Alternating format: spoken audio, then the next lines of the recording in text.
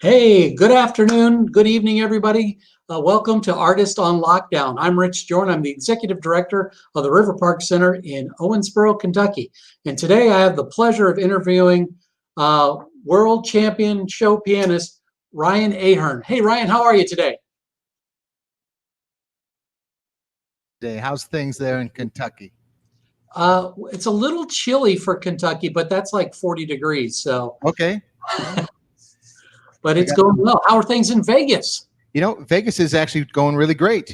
They keep threatening stronger and stronger lockdowns, but the town is busy. The casinos are open. They're busy. The Yeah. restaurants are busy. Everybody's dealing with the limited restrictive seating capacities and things, but overall, we're doing great. The weather's beautiful. It's about 68 degrees out here and no wind. It's perfect. Yeah, we're at that point right now. We have the restrictions that restaurants can be open, but they have to do outdoor dining, and it's just cold enough where that's really starting to be a pain. People Yeah, want to because go out, they want to support the local, sure. restaurants and all that, but it's just getting too cold. But Yeah. um, And they won't let you build a tent outside because that's basically the same thing, right? right, well, you can build a tent, but you have to leave like 50% of the walls up. Okay. Well, So, yeah, that's not going to work out too far north. I'll tell you no. that much. Yeah. No, not at all. Yeah, we're right on the Ohio River, so we get a nice cool Uh, breeze coming through anyway. So yeah. That's going to be tough. Well, a lot of takeout going on this time of year, I yeah, guess. very much so. A lot of takeout. So yeah, we're not allowed to have shows here. So being able to talk to artists and Oh, I'll get the yeah. pleasure of hearing you play a little bit during this interview as well. So I'm excited about that. I miss everything about shows. To get started, I want to ask some questions first, and kind of one of the things I ask everybody is like, so how did you get your start? Were you from a musical family? Did you discover, wander into a room with a piano and start banging on it and someone noticed you? I mean, how did Ryan start off? I started off my musical journey on the drums, which is my Oh yeah. primary instrument. And my mom played drums a little bit. She had a bass drum and a snare and one cymbal, so it's very, very basic. Yeah. Um, and she didn't play professionally or anything. It was just kind of a hobby as a child. She was growing up playing. So I would kind of bang on the drum, and I said, well, maybe I should take drum lessons. It was agreed. So I remember that we went we went to the local college, and they had musical center, and I signed up for drum lessons, and I went into to the drum lesson, and I got my book and everything they said to bring, and I was hoping to see this big rock drum set. I had Yeah. visions of playing all this Neil nice. Peart. Yeah, exactly. So I walk in, and it's me and this older gentleman, and he had a snare drum, and that was it. It was a pair of sticks and a snare drum, and that was drum lessons. So it kind of took uh, the fantasy out of it, I guess. Sure. But anyway, so yeah, started playing drums when I was about 7 years old, and I was probably 10 before I got my first real regular drum set. Um, and we had a church organ at the house, so I Uh-huh. would always come out and just kind of mess around on the keys a little bit. So um, that kind of got me interested in things. And I remember I was in band, and they asked me to play the bells and the xylophone and stuff. So Right. I learned the notes and would play the bells and the xylophone for them. So when I was 12 years old, my dad bought a grand piano for the house, and he thought he would have my little sister, who was about 6 years old at the time, take lessons. Well, as any 6-year-old wouldn't be able to practice that much, he didn't really take to it. So I Yeah. would sit down and I'd kind of play something out by ear, some TV theme song or something. And my dad said to my sister, if you don't take your lessons seriously, I'm going to give them to your brother. And she said, that's a great idea. You should do that. So I took over her lessons, and I really learned quick. I really like music and instruments, and I learned really fast, I think. So when I was 14, I got my first gig. I was playing at a local country club here in Las Vegas, Yeah. and they'd have me play for 2 hours on a Friday night for their member mixer. It was a kind of a formal Friday night dinner, and they'd pay me $50. And boy, as a 14-year-old, Great money for 14. Yeah. yeah, back then, So that's plenty of pocket change for the week. And, when I was 16, I started doing some competitions and stuff. So that's kind of how it started, but my family's not musical in any professional way. My mom, like I said, has a love for playing, but never took it to any particular level Yeah. of a professional. But sometimes her and I sit down and play a song. She gets on Jam the out a drums, little bit. So gives me a beat. I just have to ask, and how to work out with your sister. No, she never looked back. Oh, okay. Never looked back at the piano. No, that's off the plan now. Yeah, that's great. So, all right. So at this point, you're doing some gigs here, and you're doing competitions and all that. Where does it grow from there? You start you put together a band. You're doing. Yeah, I never worked with a band until I was in my 20s. It was always solo piano, and I was a big Liberace fan. With that big Oh yeah. sweeping style, and be able to hold an audience with just the instrument. So I would always kind of emulate in my arrangements those big, powerful, full orchestral kind of arrangements.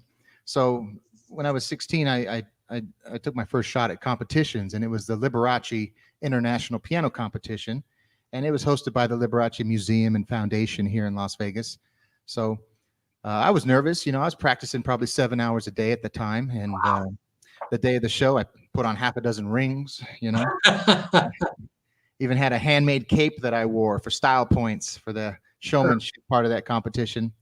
So anyway, I was the youngest one there by about 15 years in that competition, and I was nervous and all that, but went out there and gave it everything I had, and I won that competition that day. So that was pretty exciting, and it led to a lot of really cool things. They flew me down to Hollywood, California, and they put me on the Tom Snyder show. Oh, nice.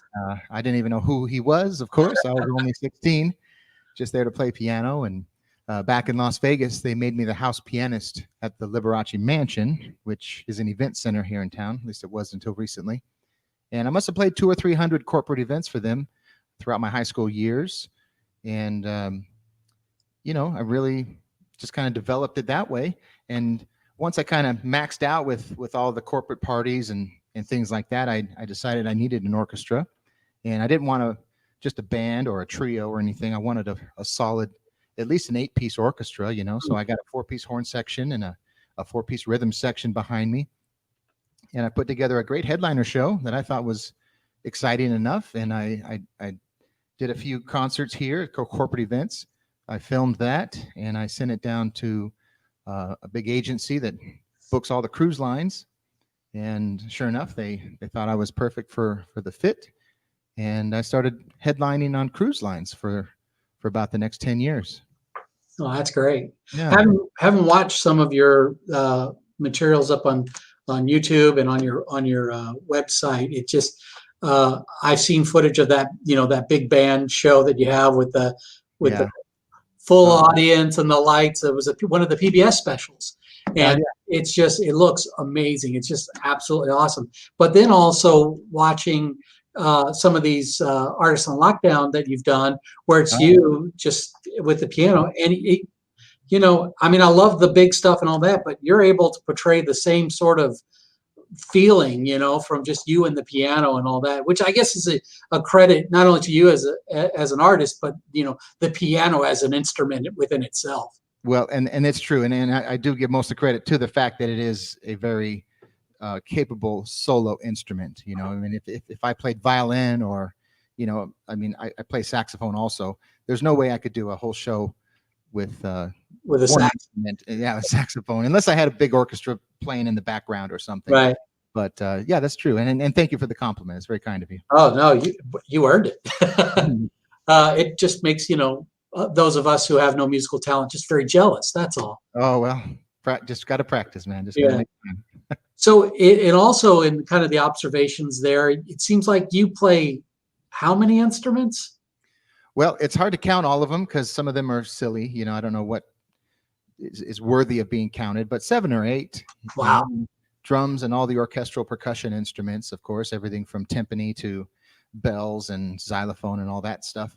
But I play all the saxophones, primarily soprano sax, and I play the drums, obviously, and the piano, and I played odd things like the didgeridoo, the Australian didgeridoo, which is not so easy to play, but I play that. And I played ukulele, that's pretty easy. And I play harmonica, all the harmonicas, not only the little blues harp, which I always have sitting around the piano here, but the bigger chromatic harmonicas with the button and all that. So Nice. Those are the ones that I'll admit to playing, and then the rest I'm just kind of not ready. Yeah, like I would really like to learn the accordion. Yeah. So I plan to get an accordion here pretty soon and take that on, see if I can get some mean polka music going, or maybe some Southern New Orleans jazz or something. Oh, that's great stuff. Yeah. So personal preference. Who's your favorite? I don't know. Pianist, favorite composer. I mean, what gets you going? What excites you? I'm a big fan of movie music. Yeah. I'm a big John Williams fan. I love the way movies, really bring you in, and that sense of score, that's under there, just bringing you in. People don't even realize the importance of those musical scores like that, and to create these big sweeping scores that still, as random as they may seem, there's still one song, with a common theme in there. So that's kind of where a lot of my arrangements started, was on movie themes. And I also play a lot of boogie woogie and rock and roll. I grew up listening to Jerry Lee Lewis, of course, and Little Richard and all that kind of stuff. And I really like that high energy piano. But when I get into those real big movie themes with all kinds of elements in there, it really gets me. It's fun for me to play, because what you're listening to is an 80 or 90 piece orchestra on the original, and how could you possibly do it justice as one man sitting at one instrument? So that's the challenge for me. So how do you go about doing it? What's the approach to take a full orchestra, or something that was written for that, and put it onto a single instrument? How do you go about doing that? Well, my process is I always start with a lead sheet, they call it, out of a fake book, which if those out there aren't familiar with that, instead of a normal sheet of music, of course, would have the two stabs with the left hand on the bottom and then the right hand on the top, and you read the notes. Well, pretty much every arrangement of piano music that's out there, except maybe the classical era stuff, is just one person's interpretation of it, unless it's a very specific song like Somewhere in Time, or the theme from The Notebook or something. Now you got to play those notes exactly. Very little room for interpretation on some of those. But most of the time, you can take a song and the lead sheet just has the melody notes, and then it has the chord symbol. So, if it's just a C chord, and then it goes, and then it gives you a D over C, which is a very John Williams, very, very John Williams. Anytime you hear a C chord, and then you keep the C in the bass and go up to the D, that's very John Williams. Anyway, songs like the theme from E.T., and that was the love theme from Superman, Can You Read My Mind? Okay. So what I do is I take that lead sheet, and since it's a lead sheet, it doesn't influence what it's supposed to be on there, what I'm supposed to play. Because if you get regular sheet music, it's going to tell you what to play.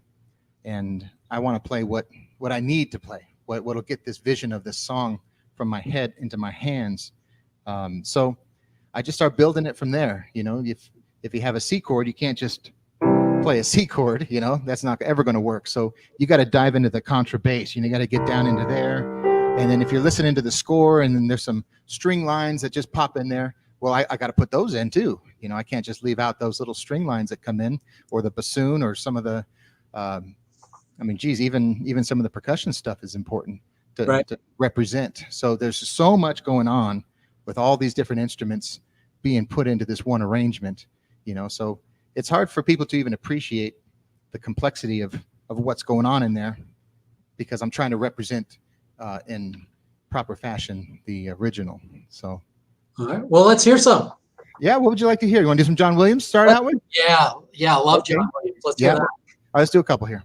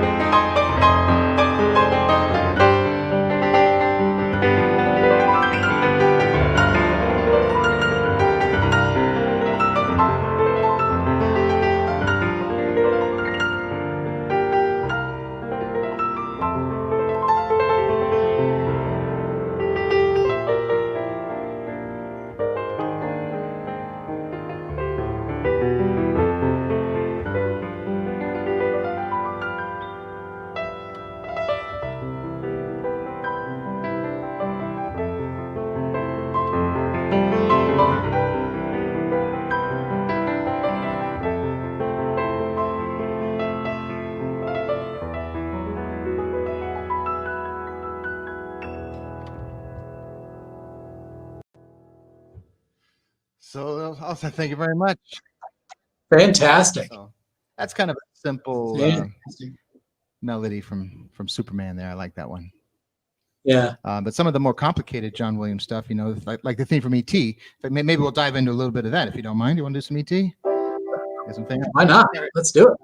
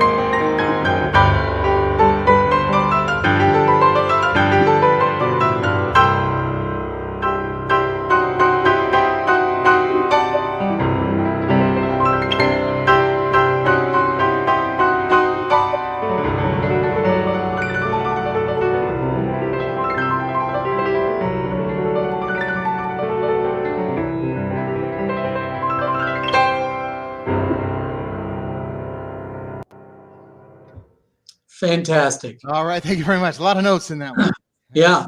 You know, it's funny, and I think I'm of the belief that music is a time machine. You know, so in particular, movie scores, and in particular from that, John Williams. So like when you played the theme to Superman, I just kind of had that memory of as a kid in the theater watching that movie and who was there. And the same thing with E.T. Again, as a kid, there with my brothers and all that, you know, watching it just kind of takes you for a moment back in time. And it's just music that is the only thing that really can just pick you up and in your what you feel and it's in your chest and in your mind, you know, for that moment, it takes you back to those glory days. It sure does. There's something about the centers in your mind that lock in that music, and it takes all that emotion that's going on at the same time, all those experiences that's happening, and it puts them together. So when you hear that music, it brings up the rest.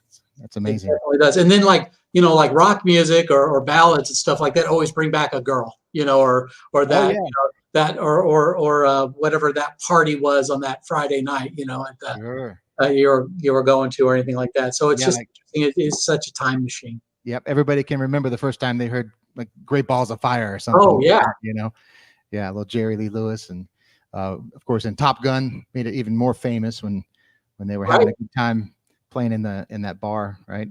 Yeah, definitely. Yeah. So it's very powerful. Music is very powerful. It's emotion, you know, and you can take people who are seemingly just having a regular day and put them all in the audience. And all of a sudden we're creating the same emotion for all those people at the same time. Yes. You know, whether it be high energy rock and roll, you know, forget about the world, to deep, emotionally connecting themes that really make your mind wander and reminisce and, Yeah. bring tears to your eyes even. Well, It's very, very powerful. it not only does that, but it's like if you go to see a show or listen to music in a group for that moment in time, whoever you are, whatever walk of life, whatever race, whatever hierarchy you are, money wise or in the community, at that point, everybody's sharing the same experience. You become one audience, one collective, just wrapped up in that. And, and I'm not old enough, but can you imagine what it would have been like to hear Jerry Lee Lewis for the first time? Right.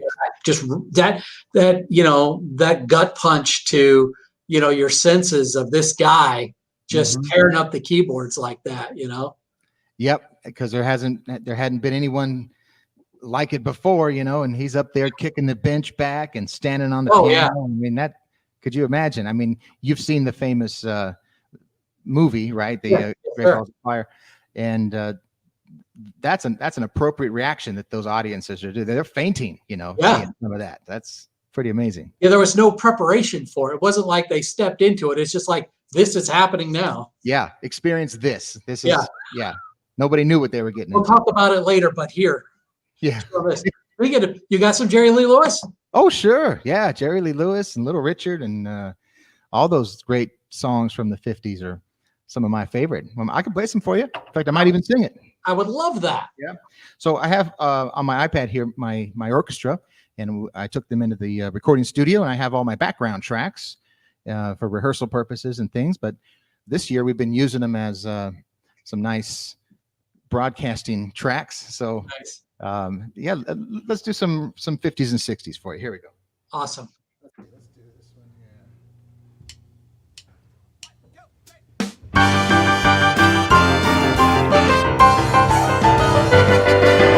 You shake my nerves and you rattle my brain. Too much love drives a man insane. You broke my will, all what a thrill. Goodness gracious, great balls of fire. I laughed in love cause I thought it was funny. You came along and moved me, honey. I changed my mind, this love is fine. Goodness gracious, great balls of fire. Kiss me, baby. Feels good. Hold me, baby. I wanna love you like a lover should. You're fine, so kind. I'ma tell this world that you're mine, mine, mine, mine. I twist my nails, I twiddle my thumb. I'm in everybody show is fun. Come on, baby, you drive me crazy. Goodness gracious, great balls of fire. Good golly, Miss Molly, show how to ball. Oh, good golly, Miss Molly, show how to ball. When you're rocking and a rolling, I don't hear your mama call. From the early, early morning to the early, early night, saw Miss Molly rocking at the House of Blue Light. Good golly, Miss Molly, show how to ball. Oh, when you're rocking and a rolling, I don't hear your mama call.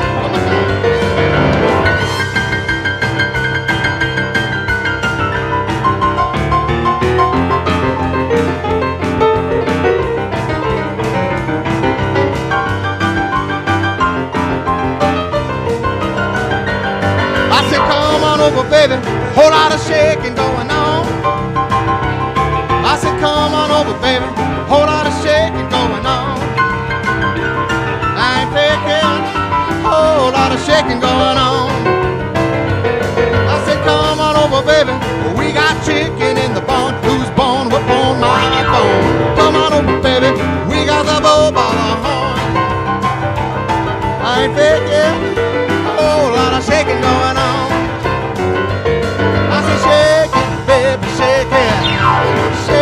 Baby, shake it, shaking, baby, shake it, shaking, baby, shake it.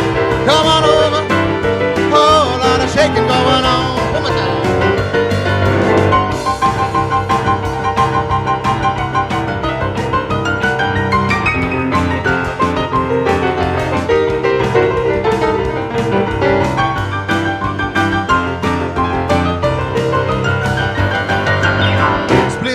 I was taking a bath long about a Saturday night.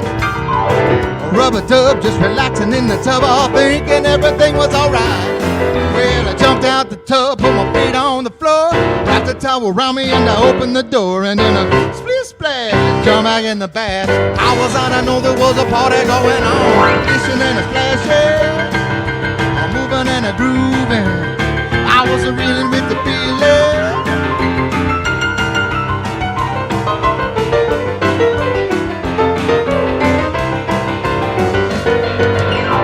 Bing bang, I saw the whole gang dancing on my living room rug. A flip flop, they was doing the bop. All the teens had the dancing bug. It was a lollipop, a Peggy Sue, the dolly Miss Molly was even there too. And then a split splash, we got out of the bath. When they put my dancing shoes on, fishing and a splashing.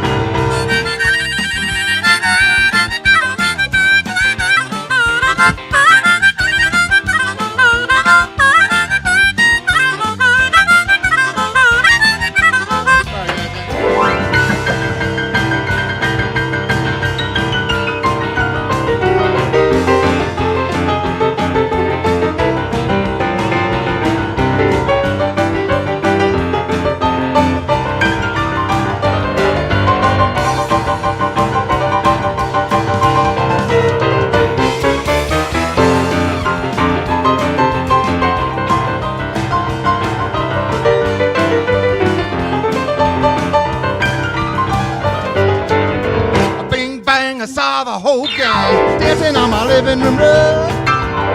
A flip flop, they was doing the bop. All the teens had the dancing bug. It was a lollipop with a Peggy Sue. The dolly Miss Molly was even there too. And then a split splash, I got out of the bath, waiting for my dancing shoes on. Fishing and a splashing, I'm moving and a grooving. I was reeling with the feeling.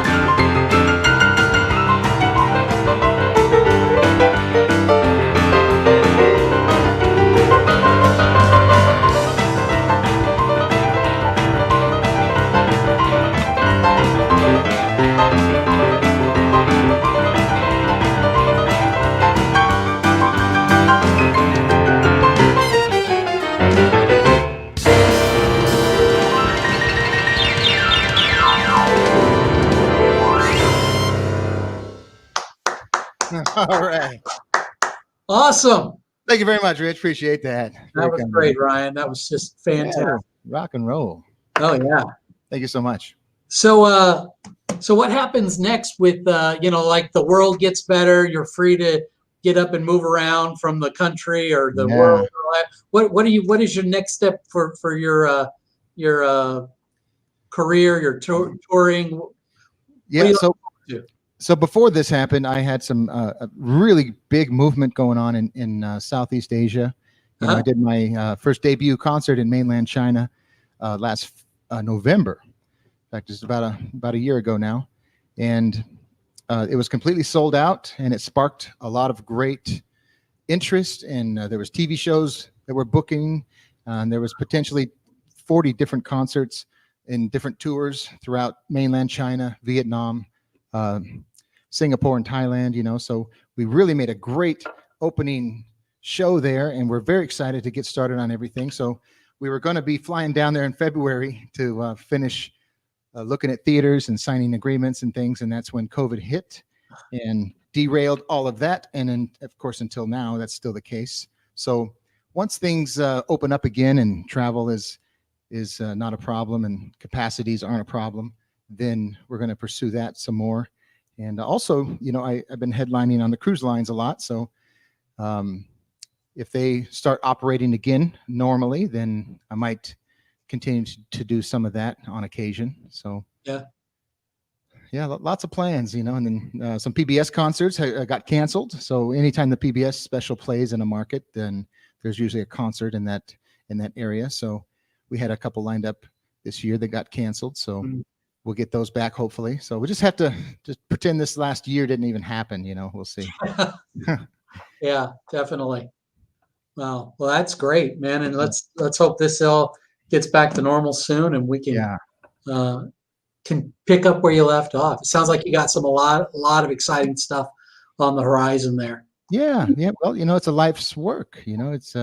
It's what I've been working for my whole life, is to be in a position where I can book a tour in China. I Right. couldn't do that in my 20s. So now we got enough momentum and have proven the show concept to them over there, and the fans are just off the walls, excited about it. After the concert, there was this huge line for autographs and pictures, and they make you feel like a real rock star over there, and they don't barely know me. So looking forward to developing that. There's such a great fan base over there that they're really really crazy for the piano, as I am. So Yeah. they see somebody take this instrument to another level that maybe they haven't thought of, and it's exciting to go see. So I think that's why we have such success over there. Definitely. Yeah. Yeah. So where are you at right now? What space are you in? So I'm here at my rehearsal facility. This is a Yes. private rehearsal facility here in Las Vegas. I'm about a mile from the Strip, just over here by the Palms Hotel, if anybody's familiar enough with Las Vegas. And this building was like a mechanic workshop. It was a very dirty, greasy place, and my dad owned it. So I took it over from him, and I outfitted it. I put in lights and seats. It seats about 60 in here. It's a full proper theater. I got my big stage here with my 9-foot Baldwin and all my instruments, and my office is back there, and there's a courtyard. We can even do private parties and stuff if we wanted to. So it's part rehearsal facility, part man cave.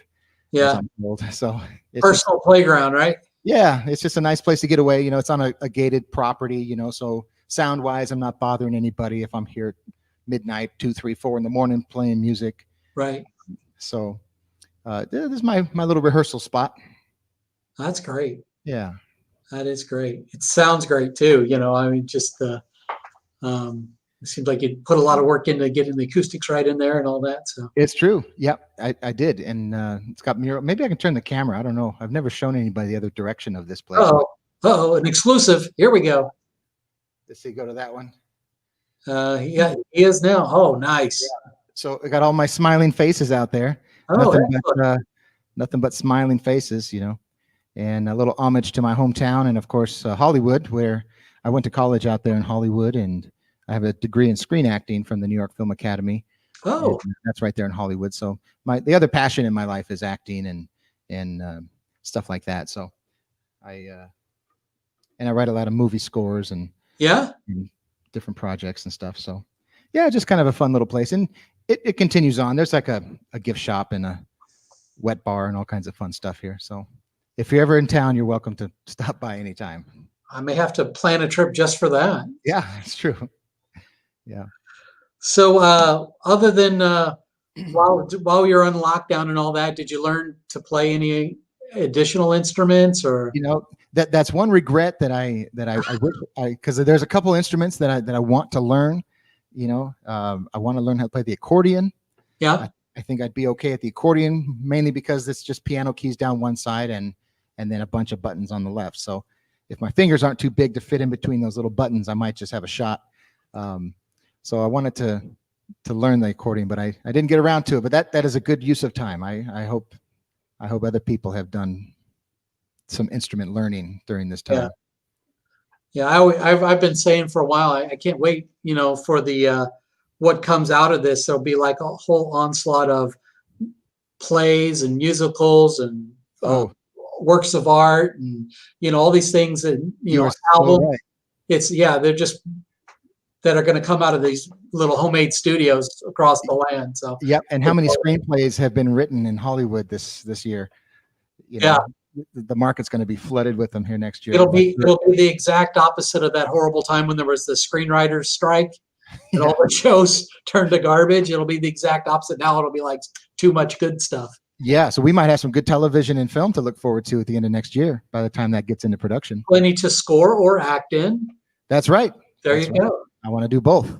It's a package deal. You get a discount if you let me score the film and you let me act in it. So I think that should be on your website.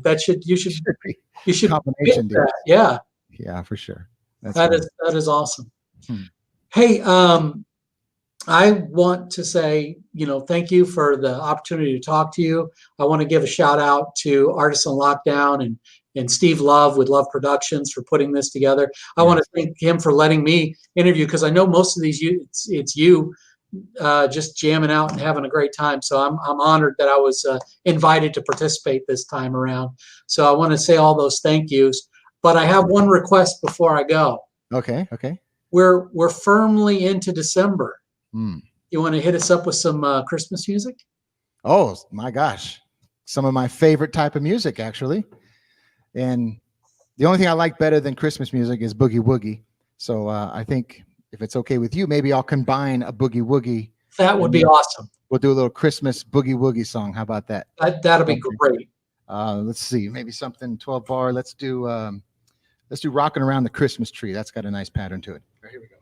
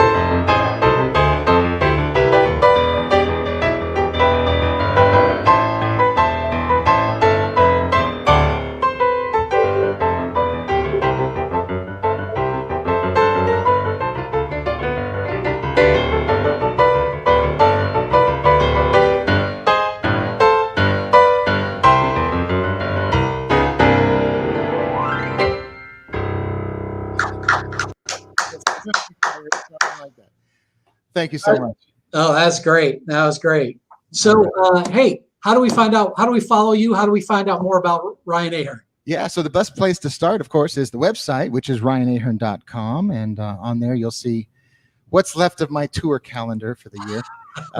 It used to be nice, and now it's depressing to even look at. But the tour calendar on there, there's a lot of great videos from the PBS specials are on there. Of course, there's a store where people can buy CDs and DVDs and T-shirts and mugs and stuff. We got all kinds of merchandise, and just some other photos and bios and links to social media and Facebook and Instagram and all that. So it's all right there at ryanahern.com. Yes.